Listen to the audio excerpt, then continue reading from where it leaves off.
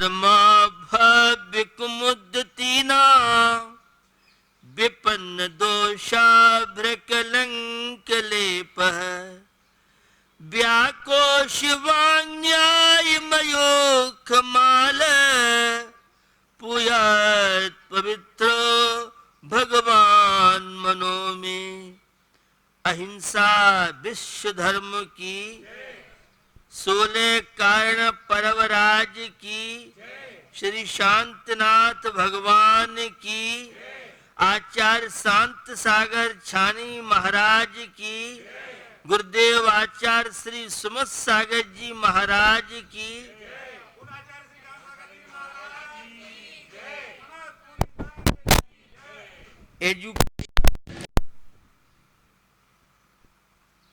बहुत जीवन में आवश्यक है और शिक्षा को लेके हमारी भारतीय संस्कृति में बहुत महत्व है। किसी समाज, देश, व्यक्ति का विकास शिक्षा के ऊपर निर्भर करता है और रोटरी क्लब ऐसे सेवा के अनेक कार्य करता है। रोटरी क्लब मुरैना के द्वारा शासकीय विद्यालय नंबर 3 को जो गोद लिया है और आज कलेक्टर साहब वहाँ का शुभारंभ करेंगे। मुझे वहाँ के स्टाफ से अपेक्षा है वे छात्र छात्राओं में अच्छे संस्कार देंगे। उस विद्यालय के, शासकीय विद्यालय के निकले हुए छात्र छात्रा जहाँ हो वह व्यसन मुक्त, नशा मुक्त, ईश्वर के प्रति समर्पित, क्योंकि कोरोना महामारी के कारण काफी स्कूल, कॉलेज, छात्र छात्र हमारे चिंतित हैं। उन्हें चिंता करने की आवश्यकता नहीं है। निश्चित वे परमात्मा की भक्ति और सेवा के कार्य करके, तो रोटरी क्लब मुरैना के द्वारा यह जो कार्य किया जा रहा है प्रशंसनीय है। अन्य लोगों को भी इसी तरह से छात्र छात्राओं को पुस्तक का सहयोग, स्कॉलर्स, और हम लोग तो अखिल भारतवर्षीय स्तर से प्रतिभा सम्मान जहाँ कराते हैं, वहीं शिक्षा जगत में, क्योंकि शिक्षा का उद्देश्य चरित्र निर्माण है, मात्र डिग्रियां प्राप्त करना नहीं है। निश्चित कलेक्टर साहब से मुझे अपेक्षा है वे इसी तरह से लोगों को प्रेरित करेंगे और इस प्रेरणा के माध्यम से लोगों को प्रेरणा मिलेगी। बंधुओं, दार्शनिक आचार्य समंत भद्र स्वामी और आचार्य समंत भद्र स्वामी की वे कारिकाएं, उनका मार्गदर्शन विश्व के सारे प्राणियों के लिए अनुकरणीय है। उनकी एक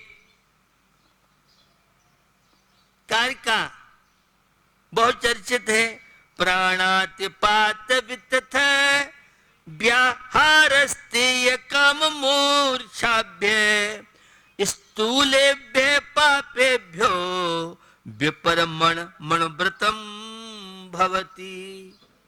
बंधु, यह जो जीवन है, इस जीवन को कैसे सजाएं, कैसे सुंदर बनाएं, तो 5 अणव्रतों की चर्चा आती है।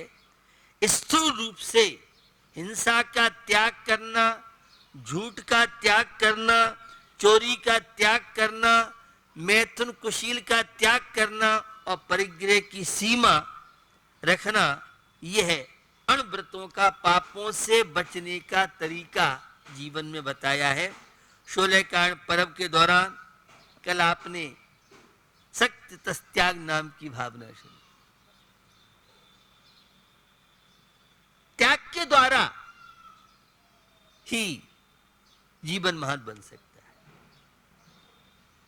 लौकिक क्षेत्र में आप देखें, अगर किसी नौका से आपको नदी पार करना है तो जब जेब खाली होती है तब कहीं उस नौका वाले को कहीं यात्रा आपको करना है तो टिकट के लिए जब पैसे खर्च आप करते हैं तब आपकी मंजिल आपको मिलती है। तो 4 दान की चर्चा मैंने आपसे की थी।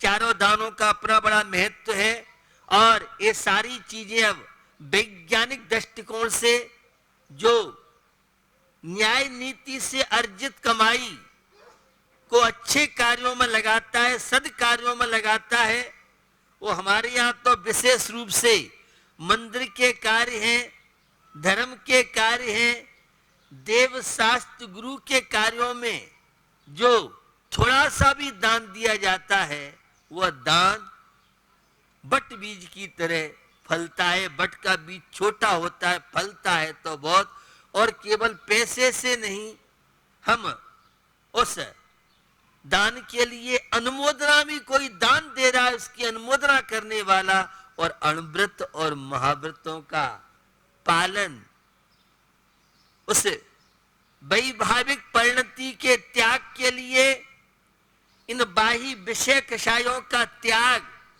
बहुत महत्वपूर्ण है। तो छोटे छोटे नियम व्रत ये जीवन के विकास के कारण बनते हैं। तो निश्चित जहां 4 प्रकार के दान के द्वारा हम अपने जीवन को उन्नतशील बना सकते हैं, वहीं इन नियमों के द्वारा, त्याग के द्वारा, व्रत के द्वारा अपने जीवन को महान बनाए। जितना व्यक्ति त्याग करता जाता है ऊपर उठता चला जाता है, और जितना जोड़ता चला जाता है उतना, तो निश्चित हम इस त्याग धर्म को स्थान दें। और भारतीय संस्कृति तो मैंने बताया कई बार, यह भोग प्रधान संस्कृति नहीं रही है, यह संस्कृति तो त्याग प्रधान रही है। तो निश्चित हम अपने जीवन में त्याग के बहुत रूप है। देशभक्ति में लोग अपना बलिदान करते हैं, तो समाज सेवा के क्षेत्र में लोग अपनी सेवा देते हैं, तो परोपकार भी है, और दूसरों के दुखों में जो सहयोगी बनता है, सम्यक दृष्टि, धर्मात्मा, तीर्थंकर जैसी आत्मा, पूरे विश्व के प्राणियों का कल्याण हो, कोई संसार में दुखी नहीं रहे, ऐसी पवित्र भावना भाने वाले तीर्थंकर प्रकृति का बंद करते हैं। तो निश्चित दान कर्म के द्वारा ये इनका हमारे शरीर पर प्रभाव पड़ता है, मस्तिष्क पर प्रभाव पड़ता है, और दान देने से कभी भी घटता नहीं है। आप दान जितना निकालेंगे सामर्थ्य के अनुसार करना चाहिए, सामर्थ्य से ज्यादा भी नहीं। कुछ लोगों की उदार में प्रवृत्ति होती है, मैं एक से एक दिल वालों को देखता हूँ, एक से एक उदार लोगों को देखता हूँ, और उनकी सरलता, नम्रता, दान देय मन हर्ष बिसेखे, यह भव जस पर भव सुख देखे। दान देने के बाद उत्साह, उमंग, प्रफुल्लता, ये नहीं देने के बाद कहाँ दे दिया, किसी ने कुछ कह दिया उसकी बातों में आके। तो हमें कैसा भी योग हो अपने कर्तव्य का पालन करना चाहिए। श्रावक के 6 आवश्यक कार्यों में भी वह दान कर्म भी आता है। तो निश्चित इसके द्वारा अपने जीवन को महान बनाए। आज है शक्ति तस तप नाम की भावना। जब भी तप की बात आती, त्याग की बात आती है, तो लोग कहते हैं महाराज ये त्याग और तप तो हमने आपके लिए, आपका डिपार्टमेंट है, आपके लिए छोड़ रखा है। भैया ये त्याग का व्यवहारिक जीवन में बड़ा महत्व है, लौकिक जीवन में तप का बड़ा महत्व है। बंधुओं, कर्म क्षयार्थम तप्यते इति तपः, जो कर्मों के क्षय करने के लिए साधना की जाती है वह तप कहलाता है। और योगों की एकाग्रता पूर्वक अंतरंग में प्रज्वलित की जाने वाला जो विवेक रूप ज्वाला का नाम तप कहलाता है। इच्छा निरोधो तप है, इच्छाओं को रोकना तप कहलाता है। तो जो आत्मा को कुंदन जैसा तपा दे वो भी सम्यक तप, एक मिथ्या तप होता है, एक सम्यक तप होता है। हमारे यहाँ जो तप किया जाता है वह आत्म कल्याण, कर्म क्षय, संसार के बंधनों से मुक्त होने के लिए की जाता है। लौकिक कामनाओं के लिए, लौकिक इच्छाओं के लिए तप नहीं किया जाता है। इच्छाओं का विसर्जन जिसमें होता है, तो ये 5 अणुव्रत, ये 5 महाव्रत, 28 मूढ़ों का पालन करना, ये सब तप कहलाता है। और तप की बहुत महत्ता हमारे धर्म ग्रंथों में बताई गई है। भैया, एक विद्यार्थी के जीवन को आप देखिए, वह विद्यार्थी पूरे वर्ष मेहनत करता है, तब वह अच्छे मार्क ला पाता है। लौकिक क्षेत्र में किसान को आप देखिए, एक किसान भाई फसल करता है, हल चलाता है, गर्मी सर्दी सब सहन करता है। 12 प्रकार के तप होते हैं। प्रतिकूल परिस्थितियों में समता रखना, परिणामों को खराब नहीं होने देना, ये तप कहलाता है। किसी ने गाली दी, वो गाली देने के बाद क्रोध नहीं आए, कैसे हो सकता है महाराज? हाँ, गृहस्थ जीवन में तो होता है। आपने महात्मा गांधी का नाम सुना है, और एक सज्जन आए, बापू को सैकड़ों गाली सुनाई। बापू अपने मस्त थे, वो जाने लगा तो बापू ने कहा, भैया अरे तुम आए वैसे चले गए। मेरी एक जिज्ञासा है, महात्मा गांधी कहते हैं, भैया कोई किसी को वस्तु दे और नहीं ले तो किसकी है? जिसने दी उसकी है। तो तुमने गालियां दी, मैंने ली नहीं, तुम्हारी गाली तुम्हारी माथे मरेगी। यह है प्रतिकूल परिस्थितियों में सहिष्णुता का।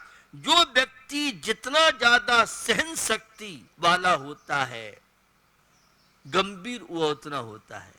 और जिसे किसी की बात सहन नहीं, मुनि महाराज मार्गच्युवन निरार्थम पैशोडव्या परीक्षा, मुनि महाराज तो कई प्रकार के चला चला के तप, समस्याएं, विपत्तियां, परीक्षाओं को सहन करते हैं, विपत्तियों को सहन करते हैं। तो भैया, एक परीक्षा देने वाला एक व्यापारी को आप देखो, भीषण गर्मी और 12 की मंडी में पसीना चचा रहा है, उस समय धूप में खड़े हैं, और न कोई गर्मी, न कोई प्यास, न कोई सर्दी, सब भूल जाते हैं, क्योंकि उपयोग दूसरी जगह है। तो संसार के कार्यों में कितना सहन करता है यह व्यक्ति। उस मई जून की धोपरी में हमारी माताएं जो चूल्हे, गैस के चूल्हे पे बैठती हैं, भोजन बनाती हैं, कितना सहन करना पड़ता है। एक व्यापारी को सुबह से लेकर सायंकाल तक कितने झूठ और कितने पाप करता है, तब कहीं 2 रोटी शाम को सुबह उसे मिल पाती है। तो भैया, मुनि महाराज तो 22 परीक्षा सहन करते हैं, और गृहस्थ को तो 2200 परीक्षा भी। दिन भर कितनी समस्याओं में से व्यक्ति, उधर पति देव की सुनो, तो जेठानी की सुनो, तो दौरानी की सुनो, और नंद की सुनो, दिमाग फट रहा है, सिर के ऊपर हो गई। सल्पासी गोली रखी है क्या? फैन का फंदा है क्या? ये आज की जनरल कॉमन बात होगी। अब पहले तो एक आध दो घटना घटती थी, अब तो हर घर की एक कहानी बनती जा रही है। मैं सुबह से शाम तक मेरे पास बहुत फाइलें आती हैं, और निपटाने का प्रयास ही करते हैं। वो घर बना रहे, कुछ नहीं है, वो जरा सा ये मूछे हैं, ये छोटी सी एक कैंची से एक छोटी सी मूछ कर दो, बस, कुछ नहीं करना है। तो तप की बात आपसे कर रहा हूं। अनशन, ऊनोदर, संख्या परित्याग, युक्त सय्यासन, काय क्लेश, यह बाही तप है। एक घड़े को जब तक तपाएंगे नहीं तो उसमें पानी ठंडा नहीं होता है। सब्जी जब छुक जाती है और तपेली में जब पूर्ण रूप से बन जाती है तब वो आपका टेस्ट बढ़ाती है। तो भैया एक नौका वाले को देखो, वह कितनी विपरीत लहरों के बीच में नौका को चलाता है। प्रतिकूल परिस्थितियों में समता रखना, आवेश नहीं आने देना, कर्मों का बंधन नहीं हो पाए तो भैया तब हर क्षेत्र में कर सकते हो आप। और 24 घंटे, क्योंकि आपको प्रतिकूल निमित्त मिल रहे हैं, सामने वाला गाली दे रहा है, उसे मुस्कुरा करके मनोविनोद निकाल दो। पंडित गोपाल दास बरैया एक ऐसे विद्वान हुए जिन्होंने इस 19वीं शताब्दी 20वीं शताब्दी में अद्भुत काम किया था। और वे किसी विद्यालय में धर्म ग्रंथ नहीं पढ़े थे, स्वाध्याय बड़े बड़े शास्त्रार्थ में। तो उनकी पत्नी, जितने पंडित जी सीधे सरल थे, पत्नी अपोजिट पार्टी की, उतनी गरम। सूपणखा कह दो तो कोई हस्ययुक्ति नहीं। एक बार क्या हुआ, सर्दी का समय था, तो पंडितानी ने जैसे पंडित ने प्रवेश किया और पानी का ठंडा घड़ा था, पंडित को लौट दिया। तो साथ में हो सकता कोई 12 का युवा हो, अरे पंडित जी आपकी इतनी बेइज्जती। वह कहते पंडितानी से, और दिन तो केवल गरजती थी, और आज तुमने बरस करके मेरे सौभाग्य में 4 चांद लगा दिए। समझ में नहीं आई आपकी? माने पत्नी के द्वारा इतना बड़ा तिरस्कार होने के बाद भी वो चेहरे पे मुस्कुराहट बनी रहे। कोई गाली देता रहे, अपमान करता रहे, और फिर भी आपका क्रोध नहीं भभके। महाराज ऐसा धर्म अपने पास रखो, हम आरिका मुनि महाराज नहीं, हम तो गस्त हैं, ये आप कहेंगे। तो चंदनवाला की कहानी आपको दसम को सुनिए, कितनी चंदनवाला है 12 में, क्या क्या उसके साथ नहीं हुआ। तो भैया वो मूला सेठानी का प्रसंग, जब महामुनि महावीर का आहार हो गया तो वह चंदनवाला पहुंचती है मूला सेठानी पास, माँ मुझे तो तुम आशीर्वाद दो आरिका बनने का। जिस मूला सेठानी ने क्या कसर छोड़ी थी, सौतेली है, राजकुमारी का मुंडन करा दिया, खाने को तरसा दिया, और उसके बाद भी बदले की भावना, प्रस्तुत की भावना नहीं हुई। वो मूला सेठानी चरणों में पड़ जाती है, बेटी तुम तो देवी हो, मैंने बहुत शंका की तुम्हारे साथ, बहुत मैंने क्या क्या नहीं किया, और फिर भी चंदनवाला के मन में मूला सेठानी के प्रति तो तप, प्रतिकूल परिस्थिति में अनशन। आजकल चिकित्सा हो रही है उपवास के द्वारा, हमारी देशी पद्धति आ रही है, और पुरानी कहावत है, ज्वर को लंघन आंख को बंधन। पहले बुखार आता था, सबसे पहले खाद्य मंत्री पे अटैक होता था। राजस्थान खाद्य मंत्री नहीं कह रहा हूं, और हिंदी खाद्य मंत्री नहीं कह रहा हूं, माने भोजन। और वह नियम आज भी मेरे साथ, अनेकों बार कुत्ता 6-6, 2-2 महीने लंबे समय तक रहे, तो कई बार कुत्ता ज्यादा खिला देते लाड़ प्यार में, तो जैसे उसका स्वास्थ्य खराब हुआ, वो सबसे पहले खाना पीना। आज भी पशु पक्षी देखो, अगर बीमार हो जाएंगे तो कोई इलाज करा दो तो है नहीं, पक्षी हॉस्पिटल खुल गए हैं तो भी अपना इलाज अपने आप कर लेते हैं, प्रकृति है। तो ज्वर को लंघन आंख को बंधन, तो हमारे यहाँ पहले उपवास चिकित्सा पहले सहज में होती थी। तो भैया कम उपवास, महीने में 1-2 उपवास तो करना चाहिए। 4 हमारे यहाँ अष्टमी जो आती हैं, ये महत्वपूर्ण है। ऊनोदर, कम खाओगे तो गैस का सिलेंडर नहीं बनोगे, और ज्यादा खाओगे तो आजकल गैस बहुत महंगी होती जा रही है, सबने गैस का उत्पादन शुरू कर दिया है। जिसको एसिड नहीं बने वह युवा युवती कहलाने का अधिकारी नहीं है, ऐसा है नहीं। लेकिन आज की दशा बता रहा हूं, जिसका पेट खराब नहीं वे दिल्ली वाले नहीं। समझ नहीं आई आपकी? आजकल पेट खराब होना ये शकुन माना जाता है। युवा पीढ़ी की बात कर रहा हूं, दिल्ली वालों की बात नहीं, पूरे देश की बात है। पेट खराब क्यों रहता है? क्यों? कंट्रोल नहीं है। कम खाओगे तो तुम्हारा ऊर्ध्वर तप हो गया, ये है।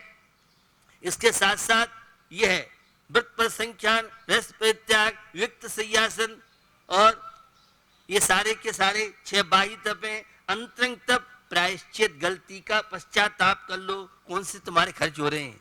कोई गलती हो गई, सॉरी गलती हो गई, वहीं केस समझ गया, क्या समझता है तू, आजा चलो कोर्ट कचहरी बेटा। तो प्रायश्चित है, विनय, बड़े बूढ़ों की विनय, साधुओं की विनय, जनवाणी की विनय, ये विनय तप कहलाता है। तो प्रायश्चित विनय भैया वृत्ति, घर में पहले सासू की सेवा बहू करती थी, पुत्र पोते दादा दादी के माता पिता की सेवा करते थे, ये भैया वृत्ति साधुओं की भैया वृत्ति है। और धर्म के बहुत कार्य इसमें सेवा कार्य होते हैं, तो ये भैया वृत्ति है, ये अंतरंग तप माना जाता है। तो प्रायश्चित विनय भैया वृत्ति, स्वाध्याय, धर्म ग्रंथों का पठन पाठन, निरंतर भेद विज्ञान आदि, भाव शुद्ध ज्ञान, तो ये 6 अंतरंग तप हैं। तो हमें भी इन बाह्य तपों का, अंतरंग तपों के द्वारा आत्मा विकास करना चाहिए। ये शरीर मिला है तो तप की साधना के लिए मिला है, जितना तपाओगे उतना ही इसमें 100 टन का सोना कब बनता है? जब अग्नि में तप जाता है। तो हम भी अपने जीवन में विपरीत परिस्थितियों में समता रखें, यह बहुत बड़ी, अपनी इच्छाओं को कंट्रोल करें, मन पे कंट्रोल करें। इंद्री मन तप चाहे सुर राय के भैया मेरे, तप चाहे सुर राय, कर्म सिखर को वज्र है, और 12 विद सुखदायक भैया मेरे, 12 विद सुखदाय, क्यों न करे निज शक्ति सम। तो तप हर समय, हर जीवन में, हर व्यक्ति के लिए आवश्यक है। जो भी ऊंचाई पहुंचे हैं उन सब ने परिचय शयन की हैं। विपरीत और प्रतिकूलताएं और उन विपत्तियों के बीच में अपने आप को महान बनाया है। हम भी अपने जीवन में सम्यक तप, अणुव्रत, महाव्रत, मुनि, आर्य का बन के जीवन को महान बनाएं। इसी भावना के साथ 24 घंटे का जो ये भावना है, सक्त तप नाम की भावना निरंतर भाएं, और 24 घंटे का नियम चलता है। इस नियम के दौरान कल यहाँ पर जो अखिल भारतवर्षीय जैन पत्रिका महासंघ एक वेबिनार थी, जिसमें अनेकों पत्रकारों ने सोशल मीडिया का दुरुपयोग न करें, सोशल मीडिया का सदुपयोग करें, इस पर वेबिनार हुई थी, जो 2 बजे से लेके 5:30 बजे तक चली। देश के बड़े बड़े पत्रकार जो थे उन सब ने इस मीडिया का सदुपयोग करें, नकारात्मक सोच न बनाए, सकारात्मक सोच, कोई गलत न्यूज, गलत चीज़ें नहीं करें। आजकल बहुत ज़्यादा मीडिया आगे बढ़ गई है, कोई चीज़ है पूरा और कोई जिससे धर्म की प्रभावना हो, ऐसे प्रसंगों से हमें बचने प्रयास करना चाहिए। ये उन सब वक्ताओं का सार था। मीडिया पर कोई कंट्रोल नहीं है, उस पर भी नियंत्रण की आवश्यकता सामाजिक स्तर से कर सकें, इस तरह के पत्रकारों के विचार थे। इसी भावना आज का जो नियम है और उस नियम के दौरान आज का नियम है कि बहू को सासू के पैर 10 मिनट दबाने हैं, और पुत्र हैं उन्हें पिताजी के पैर दबाने हैं, और जो पोते हैं तो आज ये अपना नियम है, भैया वृत्ति करें, और कोई अपशब्द बोले बड़े बूढ़ों के डांट को ही आशीर्वाद मान के चलें। यह है आज का नियम है, अहिंसा विश्व धर्म।